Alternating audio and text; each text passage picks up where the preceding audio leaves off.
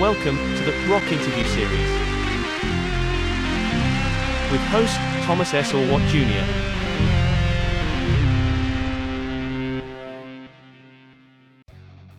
Welcome to episode number 43 of the Rock Interview series. I'm Thomas ORWAT Jr. It is January 20th, 2022, and my guest for today's episode is the legendary rock icon, Ted Nugent. Over his 50-year-plus career, Nugent has sold over 40 million records and has performed over 6,750 high-energy live shows. Nugent is also responsible for creating some of the most intense hard rock songs ever written, with Cat Scratch Fever, Stranglehold, Free For All, Fredbear, and many, many more.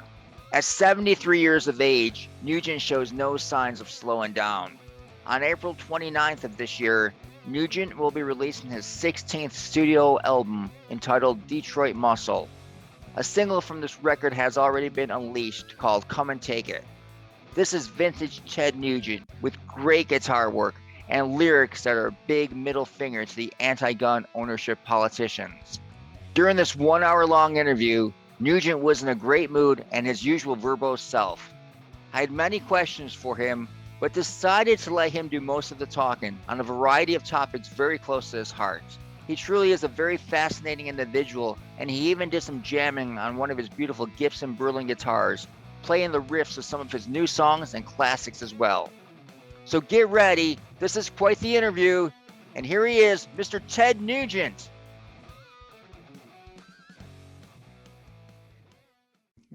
Oh, there he is. Are you kidding me? Can you see and hear me? Yeah, I can, Ted. I can. Unbelievable. Somebody give me some kind of award. I should be in the Rock and Roll Hall of Fame just because I figured out this technology. Come on, baby. And here he is, everyone. Welcome to another episode of the Rock Interview series. And we are gonna kick ass in 2022, and what better way than to bring the most dynamic musician of all time, Mr. Ted Nugent, as our guest. Alert, truth, logic, common sense, piss and vinegar, attitude, middle fingers on fire, real rock and roll and rhythm and blues. The Motown Funk brothers live in this old silver bearded guitar boy. God bless you, man. Good to be with you, Thomas. Hey. I'm feeling mighty good today because God has blessed me with another day above ground. How cool is this? Oh, you better have many, many more days above ground, Mr. Nugent, because I plan on it. I've already booked a bunch of hunters for the opening day of deer season in Michigan for 2036. All right, that sounds great. And you have some tour dates coming up too. You have a brand new record coming out called Detroit Muscle. I heard a rumor it's going to be another Ted Nugent masterpiece scheduled to come out on April 29th. Tell us a little bit about it.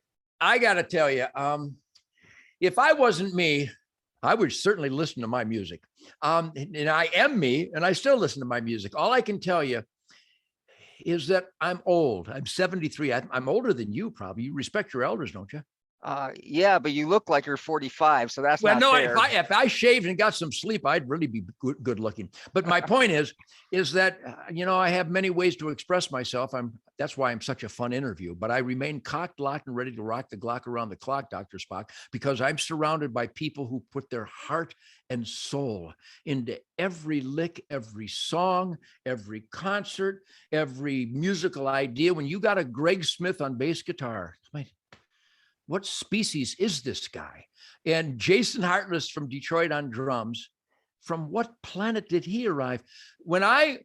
When we get no matter where we get, in the rehearsal room, in the studio, getting ready to go on tour, when we get on stage every night, but when we all gathered at my sacred Michigan swamp barn, surrounded by, a couple 100,000 rounds of ammo, probably 10 million arrows, and some majestic creatures on the wall that fed my family in soup kitchens and homeless shelters. So there was much mojo. There was much spirit, much piss and vinegar. And then behind the technological control hell zone was Michael Lutz, the author of Smoking in the Boys' Room, Brownsville Station, just a musical, like a force, nature doesn't even describe what Michael represents, and Tim and Andy Paddle, and just musical creatures.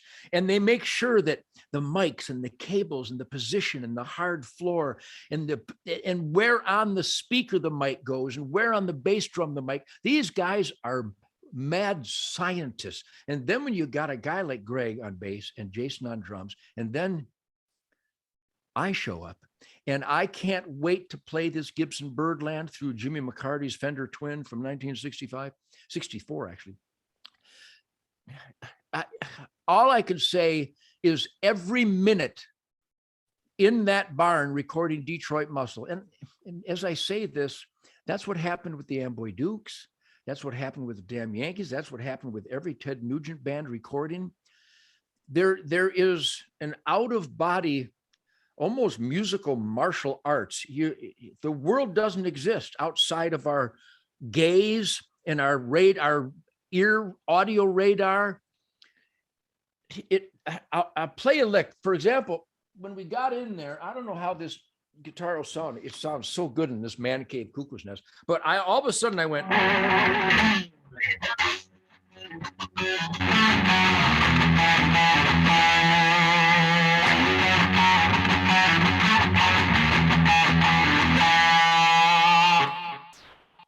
Wow. And Jason and Greg just went.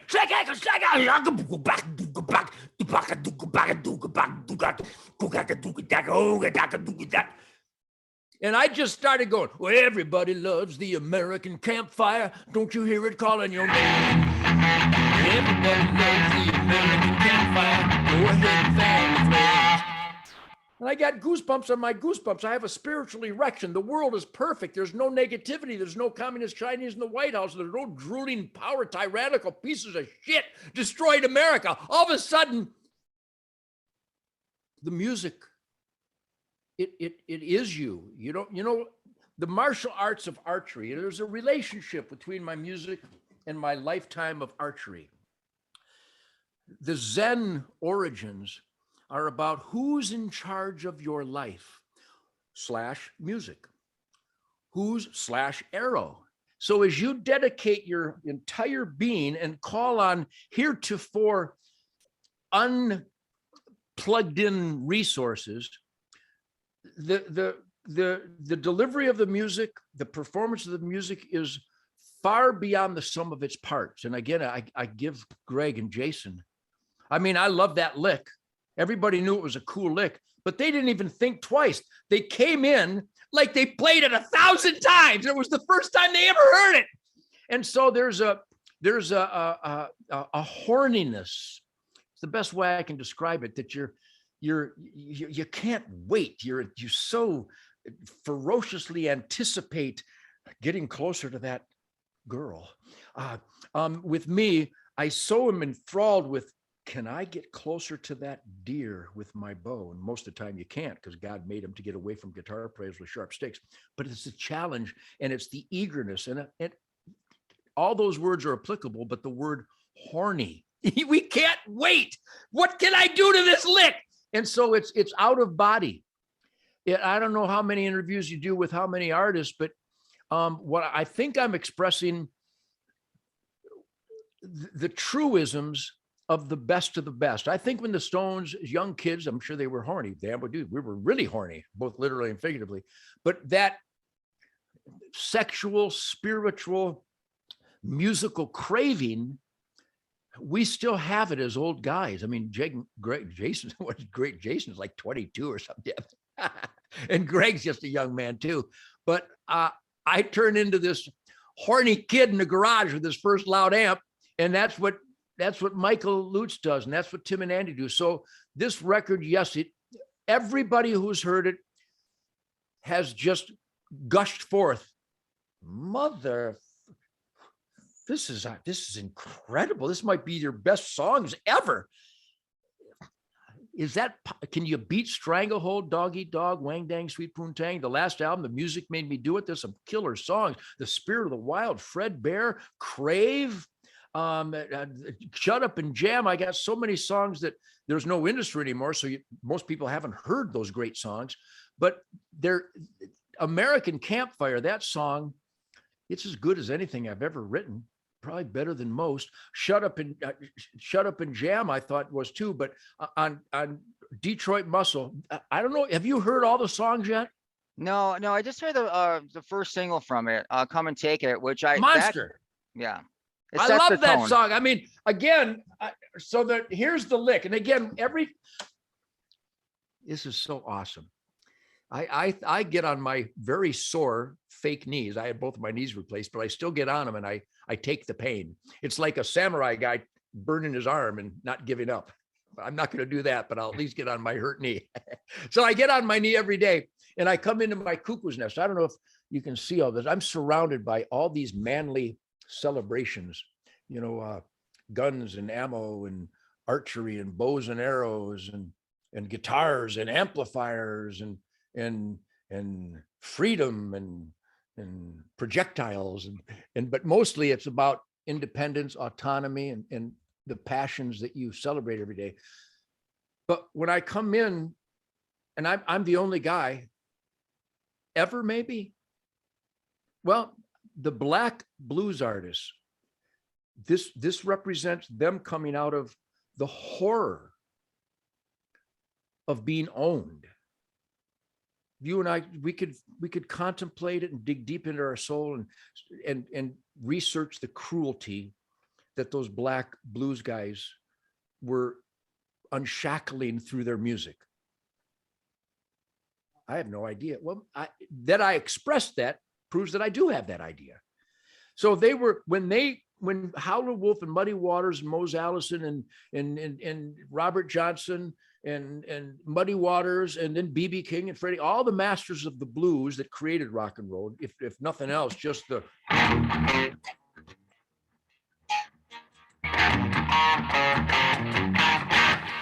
grind and the groove that is so earthly, because guess who invented it? Guys that were slaves.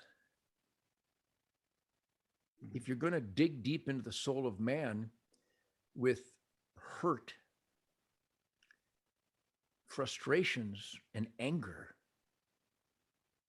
could there be a source more powerful than what I just described? A guy coming out of a cotton field thinking that some prick owns him?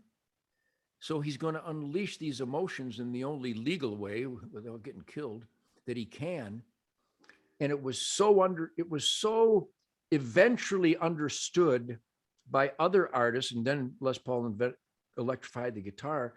So now it was more intense and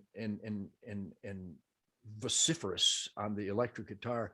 So when I come in, I'm not claiming I qualify or I'm equal to a guy who was doing everything he could to be free, but I know it. I know it existed, and I've got to jam with B.B. King, and I've got to talk with I played bass for Chuck Berry and Bo Diddley, so I know why their music is so uppity, because free at last. And that's the soundtrack to Free at Last. Even though Jim Crow and everything are still, cutting shackles. But anyhow, I reference that as the origin of the most authoritative music in the history of the world. And it's not Beethoven and Mozart, awesome guys, but ruffled shirts and wigs, I don't think so. I like a guy coming out of the cotton fields expressing the heart and soul of a man who's going to demand freedom at some point. All right, so that I know that it's come out of my guitar over the years. Don't you think it has? Absolutely. I think every single record that you put out, there's been at least one or two masterpieces on there. Well, thank you. And for that. you've put out a lot of records too. And one of the things that in researching this, and I've been a fan of yours since 1978. My very first concert I went to was Ted Nugent with Black Oak at the Memorial Auditorium on June 23rd. Monster, Tommy Aldridge on drums. Are you kidding me? What a couple of bands we were, huh? Yeah, the TNT tour, and that was it. Yeah. That's all it took for me, man. And ever since then, I've been to like over a dozen of your shows, and Thank you. there've been some great shows. And like I said, every single record I've listened to many times, and yeah, there's always a few things that are just insane. Well, thank you. But and the reason I touched you, the music touch, was because of the people on my side, my rhythm section, the different musicians I've been blessed with. It wasn't just me. Now, obviously, it was my musical vision and my song creations to deliver my spirit, my attitude. But all my bands have latched onto that. When Richards and Jagger or Lennon and McCartney wrote those songs, the whole band grasped that and delivered it as their own. That's what makes great music. Stephen and Joe might have wrote the songs, but Brad and Joey and Tom, they owned them, right? That's why you loved that, because I've always had the best. Jason and Greg personify that. But as I referenced the black angst and heartbreak that brought such believable musical statements, I don't care who you are or where you're from, when you listen to the sobbing of a killer blues song, you can't like dismiss it. It touches you because we all have pain and suffering. So when you hear a soundtrack that represents that, it's moving. And then when Chuck and Bo and Diddley and Little Richard turned it into just middle fingers on fire, it even touched us more. So when I come in this morning, I've been out checking my traps. It's like 20 degrees in Texas. And I gathered a bunch of firewood. So what am I doing? I'm not picking cotton. Don't anybody ever think I'm trying to equate what I do to slavery. Not even close. Night and day. But the slavery identified a down-to-earthness. So when they came in and they expressed their feelings, it was primal. It was as primal as anything available to mankind. Well, I checked my traps. I caught a raccoon. I checked the traps. I shot the raccoon. I got a bird. My dogs retrieved my bird. I got blood and guts. I'm picking up firewood. I cut a dead tree to make some logs for the fire this afternoon. I fixed a barbed wire fence. I'm surprised I have any fingers left. I do this every day. I can't believe I have any fingers left. But and then I crawled underneath my ATV and I connected a bad wire. So my point is I'm more down to earth and ranchy, farmy, hunter, fisher, trapper, environmentalist, conservationist. I have to wash my hands extensively before I grab my birdland. So but the spirit of the blood and guts and the dirt and the earth. And so when I come in, I people ask me how I write songs, and I'm so unambiguous. I don't write songs. I come in from that dirty life, that earthly. What is the greatest compliment? That guy's down to earth. Well, that guy's grounded. That's what they say about my kids all the time. Greatest compliment in the world. What does that mean? Probably you're doing something earthly. I know it's a colloquialism and it's not literal most of the time. It just means you're reliable. You have integrity. You're punctual. That you're in the asset column. You would be there for me. He's down to earth. He would be there for me. Right? Come on. These aren't opinions. These aren't opinions. This is reality. This is human nature. If you're clean and sober enough to identify and grasp it and live it. So when I come in from all that dirty, bloody, earthly, Natty Bumpo, Davy Crockett, Daniel Boone shit, I literally come in, I pick up my guitar, and here's the line that erupted from my guitar that is Detroit muscle.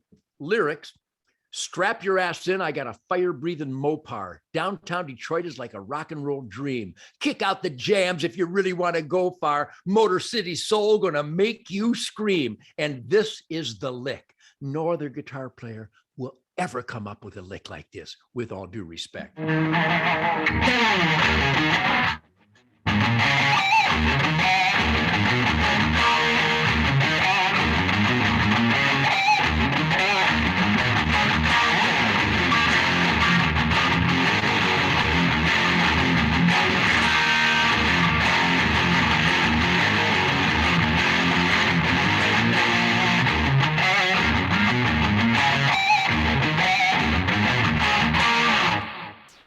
I got goosebumps. I've got goosebumps. And when I sat down from a morning ritual chore outdoor, usually hunting, I hunt every day during the season. I didn't hunt this morning because it's my 33rd anniversary and I had to wake up with Shemaine. My point is, see, I'm a man of priorities. How you gentlemen out there could learn less from the guitar player that doesn't wait for the anniversary to buy flowers. I get her flowers every month, but I get more on the anniversary. A little Uncle Ted tech tip to save your life. My point is you feel the energy and the uniqueness that is Ted Nugent grunt grind throttle. You've not, I mean, it goes back to.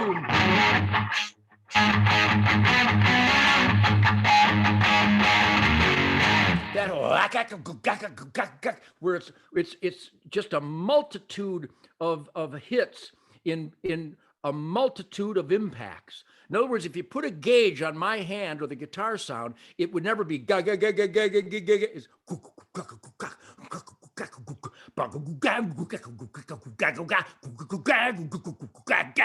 It's it's like I'm a whole drum kit and a whole band in one lump. So my point is that Detroit Muscle, or insert an album, I don't care if it's Intensities in 10 Cities or the Amboy Dukes, Migration. I don't care what it is. I have an identity that is a guitar throttle unlike any other. There's other guys that have their own that are unlike any other. They're awesome. I love Billy Gibbons and Eddie Van Halen and Ronnie Montrose and I love them all. And Joe and Brad and Derek St. Holmes, one of the most underrated guitar players in the history of the world. They all have an identity, but not like that. And so I come in, and when I come in from escaping the music totally, escaping the politics totally, I'm purified by the outdoor activities. If I'm not paying attention with the chainsaw, I'm going to play country music because I'll lose a hand. Hate the country music. Anyhow, most of it. Anyhow, my point is what you hear from Ted Nugent is as primal can get in a timeless fashion, because the original inspiration of Chuck and Bo and Dwayne Eddy and Lonnie Mack and B.B. King and Freddie King and Albert King and all these guys, that original impact, it's as real and fresh today in my life as it was in 1957. Mm. So I'm a lucky guy that I can compartmentalize, because I fight like a son of a bitch to get rid of these tyrannical, power abusing devils in our government. But then I escape it and I crawl under my ATV and fix a wire, or I gather a bunch of firewood. Now there's no politics, virtually doesn't exist. And so when I get back to my guitar, I'm pure. I'm that kid in the garage in 1955 trying to figure out Johnny Be Good.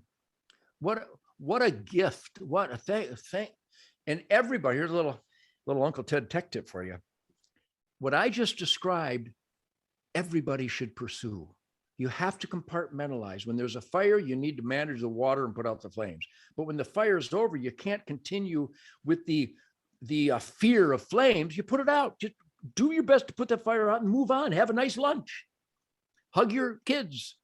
Train your dog. Practice with your pistol. I'm able to escape the compartments totally.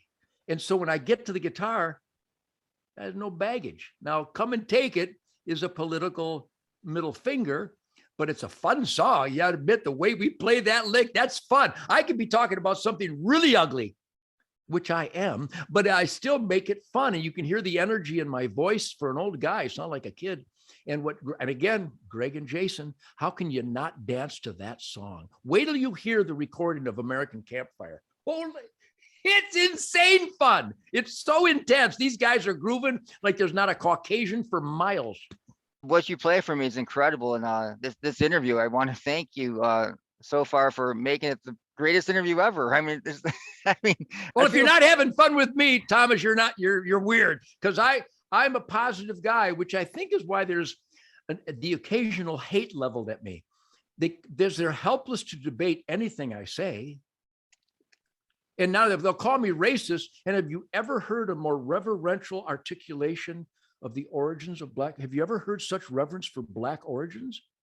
No, that was one of the questions I asked you in an interview I did with you previously, years back. And that was one thing that always used to upset me when people talked about you. And if they ever said, mentioned you being racist, I'd want to punch them in the throat, because they're ignorant. If they knew anything about you, they would know for sure you are the least racist person on the face of the earth. Probably. I mean, who else has celebrated the Black heroes every night, every concert, paying tribute to Chuck Berry and Bo Diddley and Little Richard and Jerry Lee Lewis? I'll let you tell him he's not Black. My point is that no one has ever raved with such sincere reverence for the Black musical authority. The Funk Brothers. Nobody's ever promoted the Funk Brothers like I do.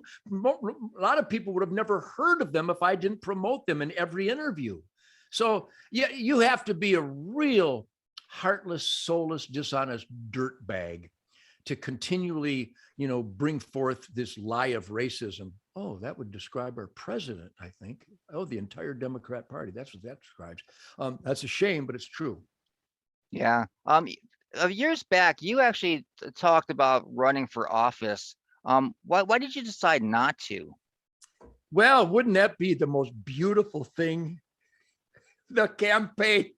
Can you imagine the skull crushing that I would accomplish on the left if they ever tried to debate me? Just go back and check out what I've done to them every time they've tried to debate me. I basically ate Piers Morgan's family tree and spit toxic sawdust in his face. They got nothing. In fact, every time they go, well, let me tell you, let me play devil's advocate. And I go, well, you're going to have to, because what I just conveyed to you was basically Michael the Archangel. So if you're going to counter what I just said, that would be the side of the devil. So give it your best shot, you goofball. My point is, I'm a cocky guy, maybe the most cocky guy. Tucker Carlson's getting close. If I ran for governor of Texas, I'd win. If I ran for governor of Michigan, I'd slaughter the opposition, because I have unlimited evidence to support every truth, logic, and common sense statement that I make.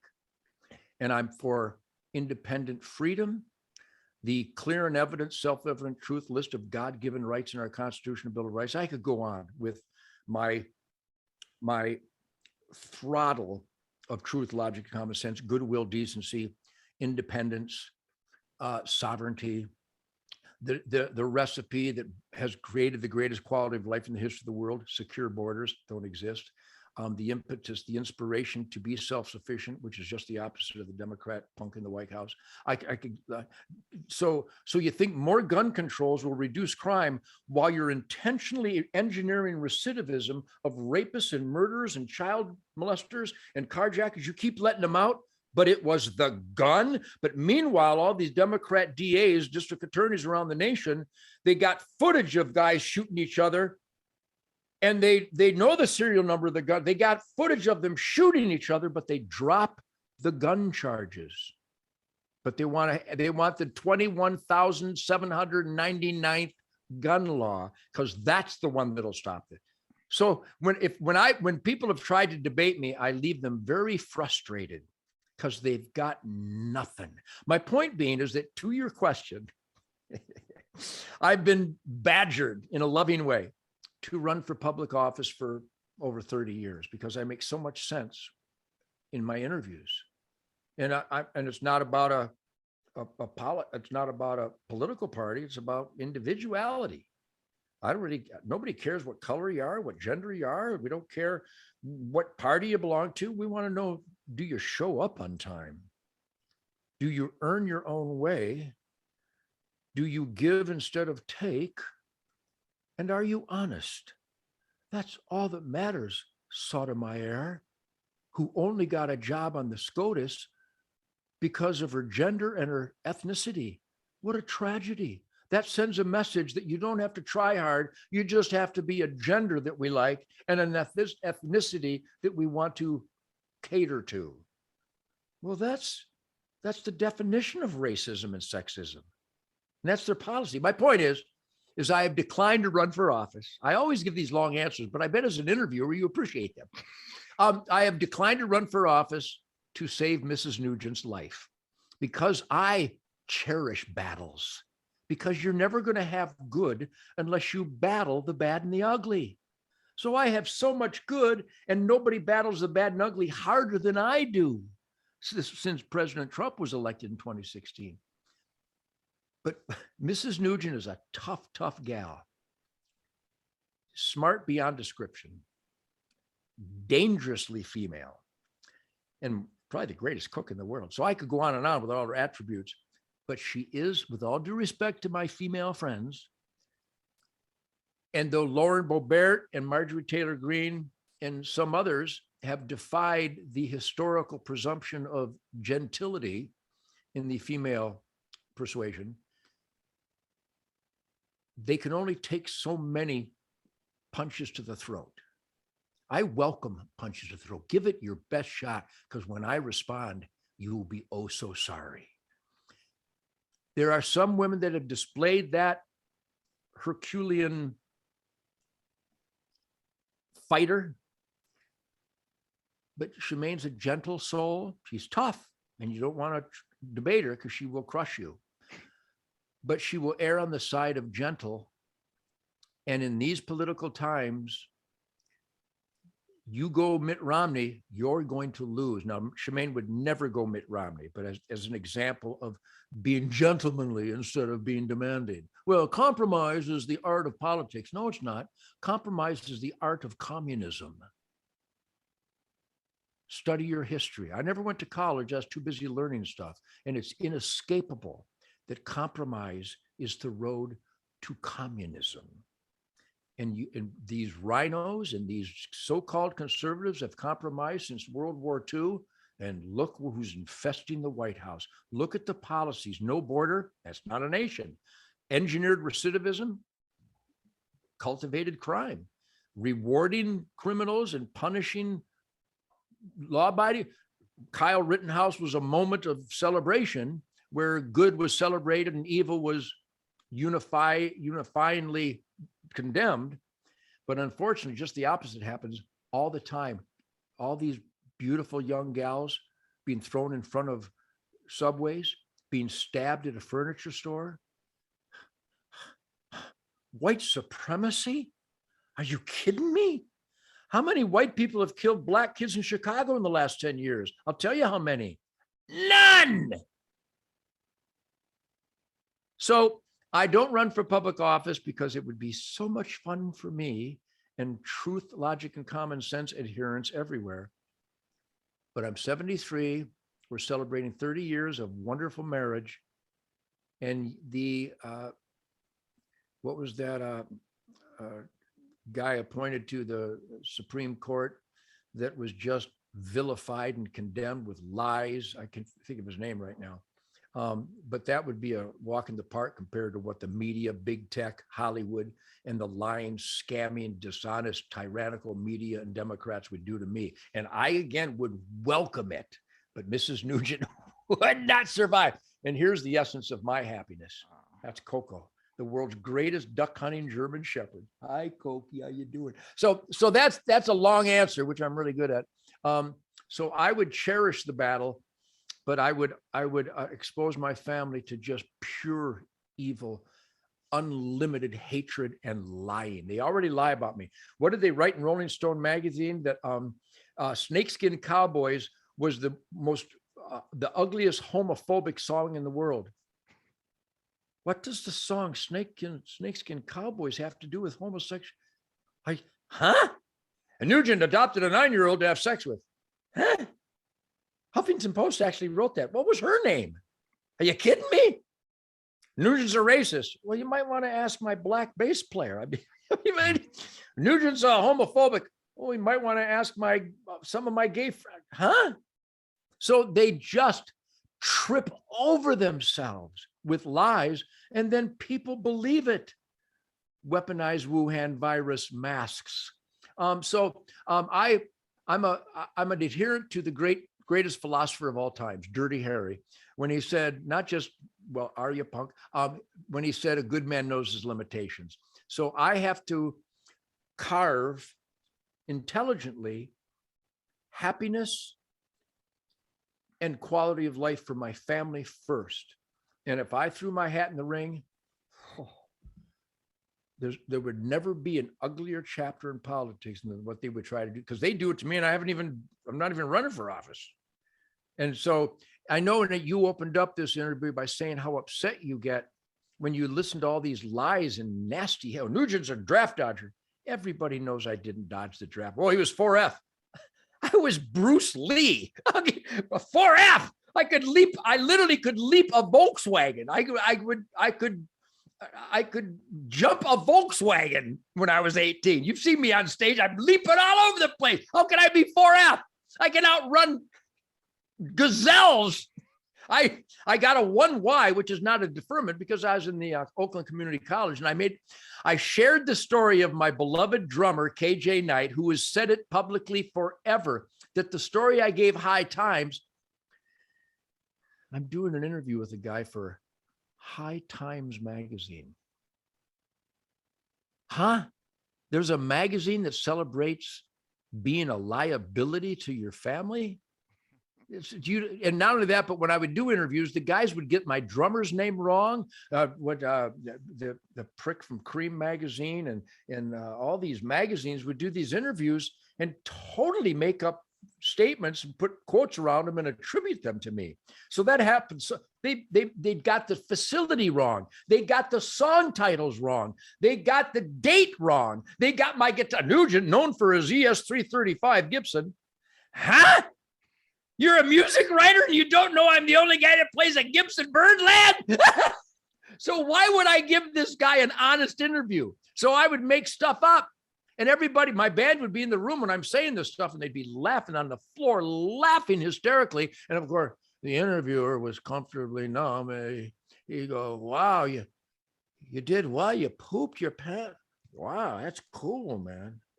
And it wasn't me. It was KJ. And KJ, by the way, he's a great man, phenomenal drummer, great father, great husband. But when he was 18, he pooped his pants to get out of the draft, which I do not condemn. I find it absolutely hysterical. Who doesn't think that's funny? My point being is that if we were educated to the deceit and the military complex of a tyrannical jettison U.S. government going into Vietnam, not to win, but to just enrich their cronies, I wouldn't have pooped my pants. I would have protested like a son of a bitch, but I knew nothing. KJ knew nothing because the media and the government made sure we didn't know anything. And so when he did what he wanted to do to get out of the draft, to continue with his music career, I think that's great. I have no problem with that whatsoever. I'm glad I didn't get drafted. First of all, we'd have won the damn war because I'd have killed them all. But number two, it was an illegal, immoral invasion. And it was absolutely inexcusable. And now we got General Milley and this prick in the White House that's trying to do the same thing now with Russia and Ukraine. And Bush with his attack over there. Come on. There's a military industrial complex that is absolutely vulgar. Yeah, So the that's whole Russian Ukrainian situation scares the hell out of me. It should. I mean, I really think that Putin will do anything he can to get the Soviet Union back together, even if it means starting World War III.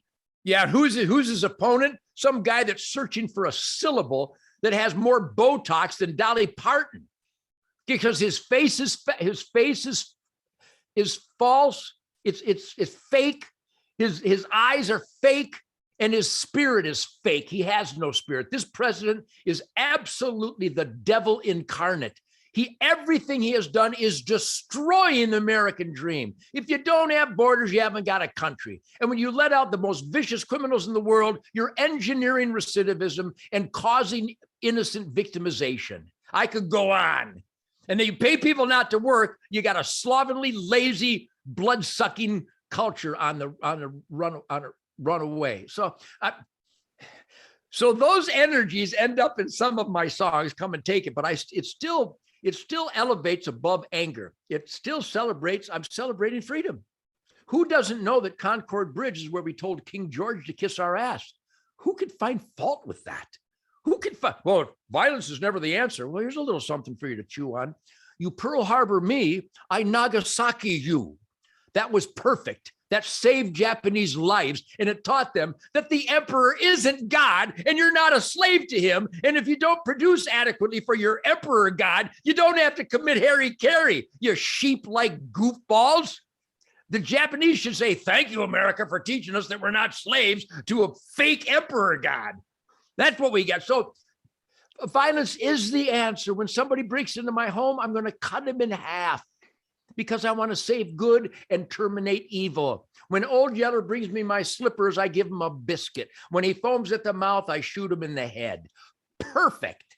The Ain't that Rolling Stone magazine as you listen to snakeskin cowboys with visions of homosexuals? Who could not have fun with me, Thomas? My truth, logic, and common sense overwhelms these idiots. That's why people love me. Everywhere I go, the feed mill, the coffee shop, the steak house, the sushi bar, Whole Foods, people come up to me everywhere I go. Thanks, Uncle Ted, for standing up for what I believe in. Thanks for standing up for my First Amendment rights. Thanks for crushing these liberal Marxists. My confidence cup runneth over, and I don't abuse it, but I certainly cherish it. Yeah, it's the people that do criticize you just don't know you, and I mean, and it's like I said before, it's frustrating as a fan of yours. They hear this stuff. I mean, I'll be honest with you, I don't agree with everything you say, but most of it.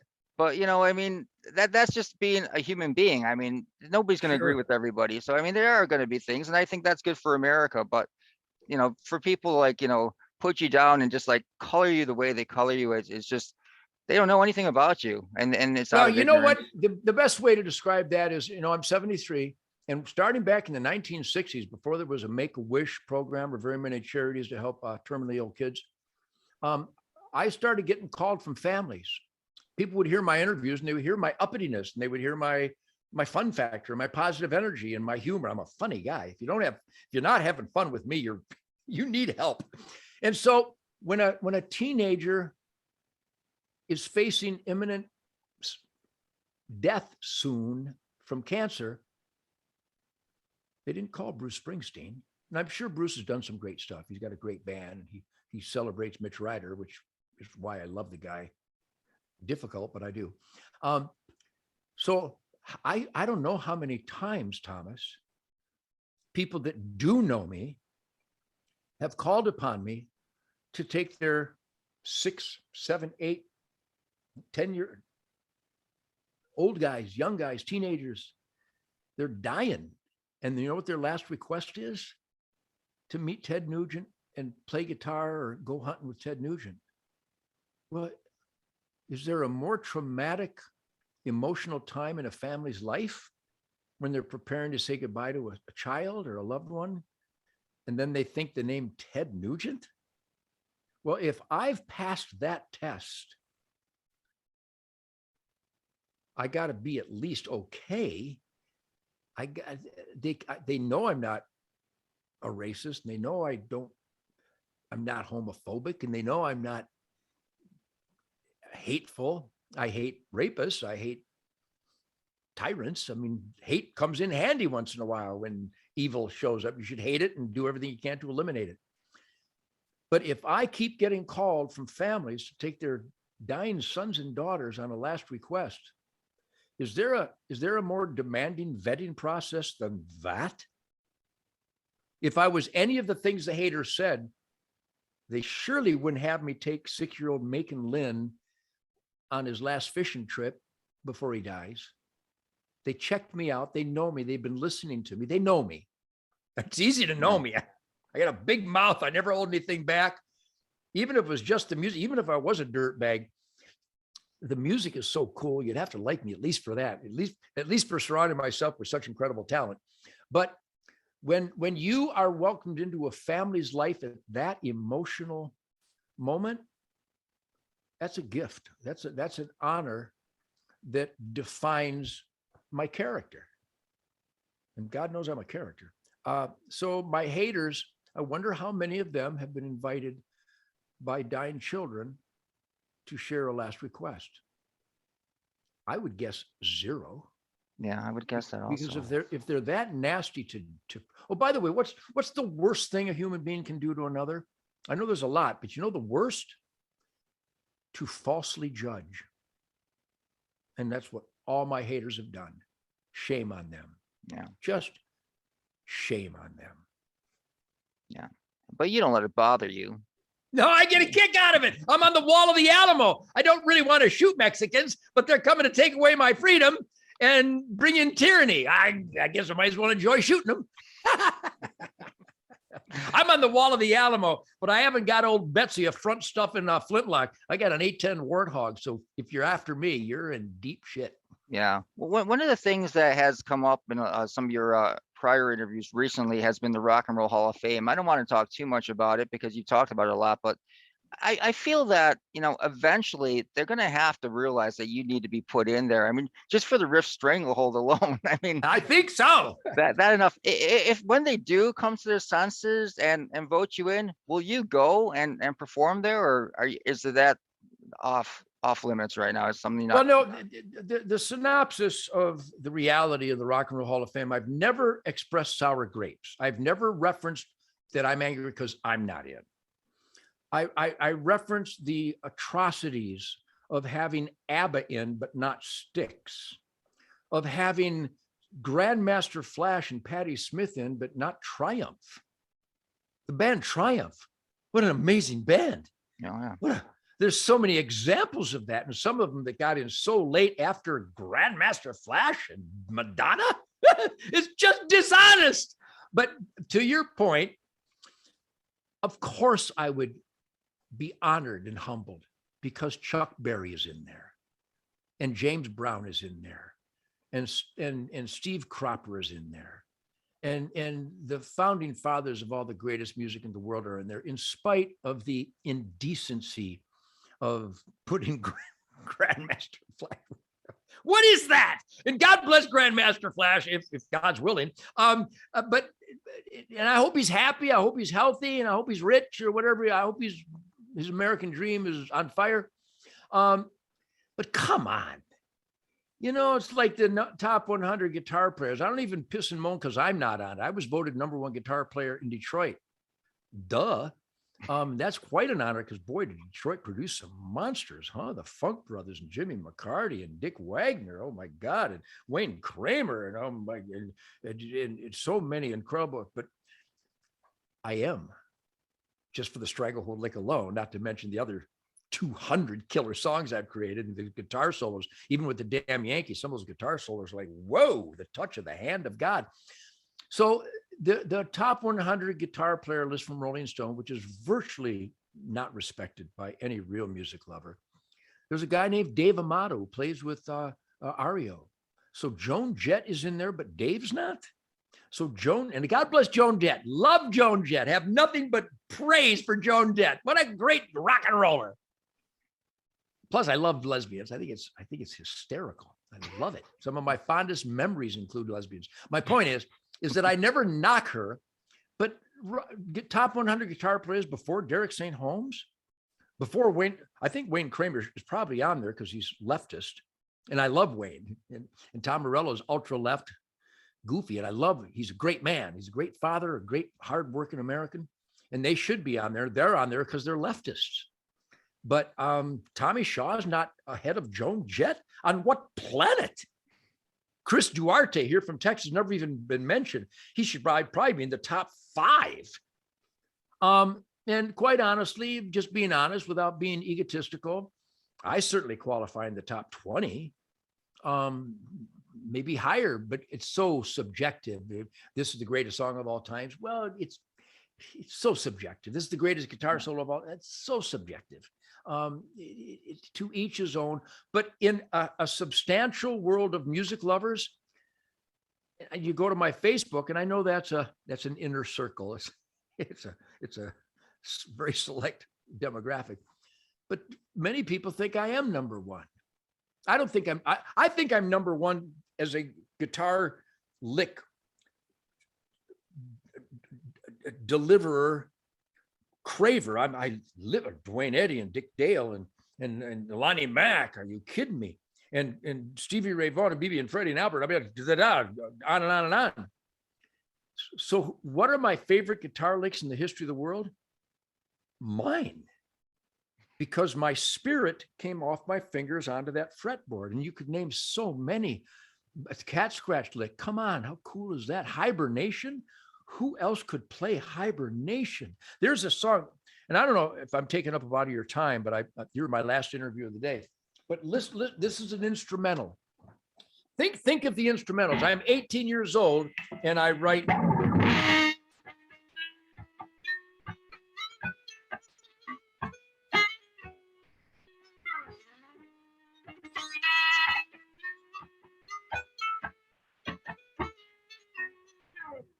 How beautiful. What great tone.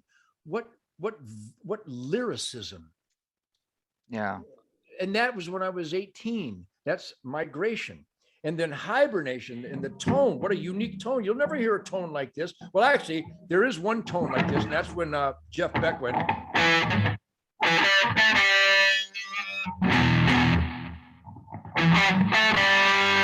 know how rich that is? But the way I play it in Hibernation.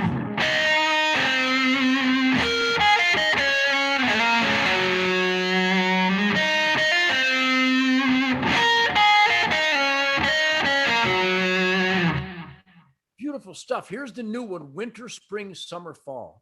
Listen how beautiful this is. And think of the titles: Migration,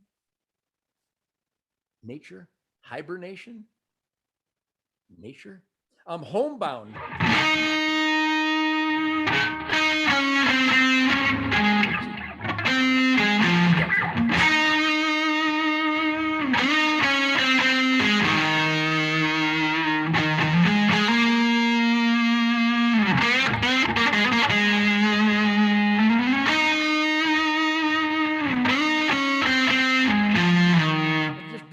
Beautiful texture, but Winter, Spring, Summer, Fall is a new level of emotional guitar lyricism.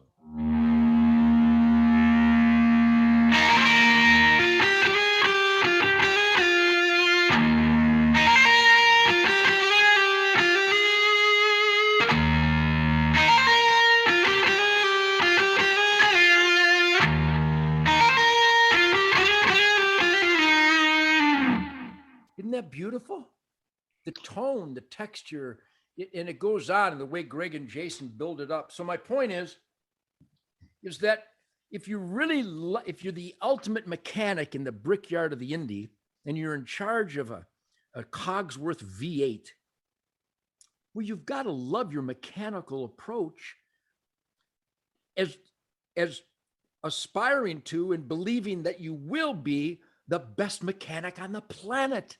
You're going to tune that engine to get the maximum horsepower and torque out of an engineered limited capability. So there's equity on the Indy track. Well, if you don't believe you're the best welder, what are you doing? Why not believe in becoming the best at what you do? And I expressed myself definitively with my guitar playing. So I love Whole Lot of Love. I love Honky Tonk Women. I could Dirty Deed Done Dirt. I could name all. Walk This Way. I could name Bad Motor Scooter. I could name all the songs that you love and I love, these great guitar licks.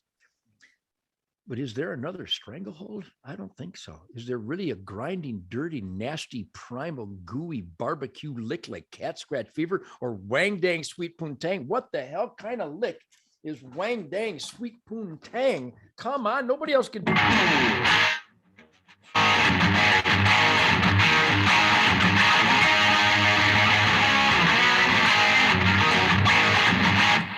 These are great licks. So the only reason I'm not listed with all these other artists is because I'm a constitutionalist. Is really what it boils. Well, he's right wing. Well, whatever. I'm conservative. God, family, country, Constitution, Bill of Rights, 10 Commandments, the Golden Rule, work ethic, law and order. Well, that's radical shit. So yeah, I know why I'm. But you know, even as I'm saying these really stupid conditions, am I not laughing? It's funny stuff. I have so much love around me, Thomas. You've even expressed it, and I thank it. I appreciate it, and I grasp it, and I celebrate it. Everywhere I go, I have so much love. People love my fight for freedom. They love my fun guitar, creativity, and adventure. I donate tons of venison that I kill with my bow and arrow every year. Every year, I kill hundreds of deer. And I donate pure organic venison to soup kitchens and homeless shelters. Well, he's a coward, murders innocent animals. Coward? What does courage have to do with killing a deer? I mean, the attacks are hysterical. So you're telling me that I shouldn't donate pure protein to soup kitchens? You're telling me that's bad? This is hysterical. The things they say about me that they're angry about are really some of the coolest things a human person can possibly do. And they attack me for it. Well, he carries a gun. And the people that don't are either raped or dead. So unarmed and helpless is a good idea. Where? Unarmed and helpless it's a good idea when? They can't debate that. Yeah. And if you don't want to carry a gun, don't. If you don't want to own a gun, don't. Who are you to tell me whether I can defend myself? This is hysterical. Their whole argument to that is that, they think it would turn into the wild, wild west, where if there's an argument that somebody has in the bar where they would normally fight each other, just shoot each other. That's the argument that I always hear for that. Well, unfortunately, the statistics say just the opposite. In those municipalities or rural areas where there is more guns per capita is the lowest recorded violent crime. Where is an evil person when the Democrats continue to parole and release these savages? I've been a sheriff deputy for 39 years. I conduct federal raids with the U.S. Marshals. I've kicked down doors at 3 a.m. in Waco, Texas, going after a murderer. My first question is who let him out? He took a life. What are you going to let him out? Who let him out? Why would you let him out? I think we should only go shopping with non-murderers. I don't think my wife should ever have to go to a mall where a murderer might be. So I understand good should be celebrated. Evil should never be tolerated. Now it's cultivated. It's engineered. And marksmanship, firearms tactics is a great martial arts. And in every instance, and I study this stuff because I get reports from every agency.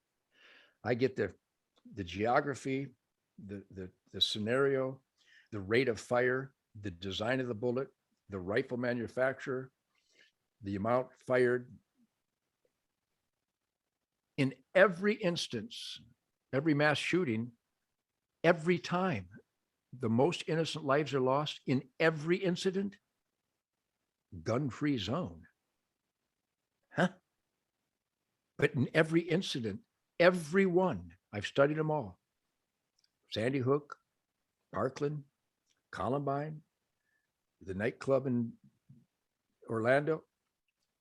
The guys were known to be dangerous. They've been recidivistic for years. They were on the radar. The San Bernardino terrorists shot up that business. Well, everybody that was dead, Luby's Cafeteria in Killeen, Texas. What did all the dead people have in common? Unarmed and helpless. Well, I learned from such occasions. I would never pet a foaming at the mouth dog. I didn't have to go to veterinary school to know that that's dangerous rabies indicator. I shoot that dog. Well, that's a bit harsh. Versus what? And I do that. So as I'm kicking down doors and arresting rapists and murderers and child molesters and carjackers and people who have stabbed and shot people, but they missed the artery. Do you think stabbing someone and missing the artery is less of a concern than the person who stabbed someone and got the artery? Isn't the act of stabbing what we want to eliminate? Yeah. If you miss the artery, we're going to let them out to take an anatomical lesson so they're more dead. See what I'm getting at? How do you argue with this? Well, he only stabbed someone. They didn't die. He stabbed him. He's a stabber. I don't want my wife shopping with stabbers. I went, well, I think stabbers are okay. No, they're not. They're bad. I don't believe in repeat offenders. I believe in dead offenders. And a lot of people take much angst with that statement. I stand by it because you know what 98% of violent crime is? Repetitious. We already had them and we let them out. LA, San Francisco, Baltimore, Detroit, Chicago, New York. Are you kidding me? You can't read this? Well, that guy's been arrested 89 times and he finally stabbed the little girl at the furniture store. 'Huh? And they report it like it's an inconvenience. Yeah. So these are the issues that inspire my we the people flexing. And if anybody's got a problem with that, they probably don't understand the words I've been using. So let me use words that my critics will understand. Bah, bah, bah, bah, bah. A bunch of soulless, inconsequential. They're not inconsequential sheep. They're quite consequential because their apathy and their denial can be traced back to all these dead bodies. Yeah. So these are the things I live for, and the music makes me do it. And again, I'm so blessed to be surrounded by the Gregs and Jasons of my life, all since 1958 with the Royal Highboys playing Cook Junior High School pool party or sock hop. You know what a sock hop is? I used to play all the sock hops. So anyhow, here's 2022. And if the communist Chinese and the American government would get out of my way, I'll go and play every sock hop this summer. Yeah, you will be playing some dates this summer for sure, starting on July 15th. You're going to be playing well, yeah, let's hope this time. We need to see some Ted Nugent concerts. We have 2 of them booked in North Tonawanda at the Riviera, which is near Buffalo. We have you for 2 days. Yep, August 14th and August 15th. Can't wait to see those. You play some great shows in the Buffalo area over the years. I've seen almost all of them, and they've all been great. And I'm hoping that there's never a day when you announce your farewell tour, because that would be like really devastating to all of your fans. Yes, it would be to me too, because here I'm an old guy, but God, do I love this stuff. I mean, when Jason and I when we recorded Detroit Muscle, it was a firestorm of musical passion and happiness. We literally get like drunk and goofy when we're playing, and that's where these songs come. When you hear the song Detroit Muscle, Born in the Motor City, Driving Blind, Alaska, wait till you hear Feedback Grindfire, Thomas. Imprint this on your soul. Feedback Grindfire. When you finally hear it, I want you to think of me expressing that title. What a great title. Shouldn't I get an award just for my titles? I mean, what great titles I come up with. You really do. But Feedback Grindfire, when you hear me sing the song Feedback Grindfire and the dangerous, ferocious throttle of me and Greg and Jason, I want you to close your eyes and remember me expressing this, and you will control yourself to not burst out laughing. Just go ahead and really, really grin. But when you hear the energy and the outrage of that wonderful rock and roll song, as a rock and roll lover, it's going to make your day. Feedback Grindfire. The lyrics are so awesome. Tell me what you want. Tell me what you need. Tell me all your wildest dreams. Give me some feedback, grind fire. Tell me what all of this means. Well, did it feel good? Did it feel right? Did I set your soul on fire? Did you fall in love? Did you live your dreams? Give me some feedback, grind fire. I got goosebumps. What great lyrics. Tell me what you want. Tell me what you need. Tell me all your wildest dreams.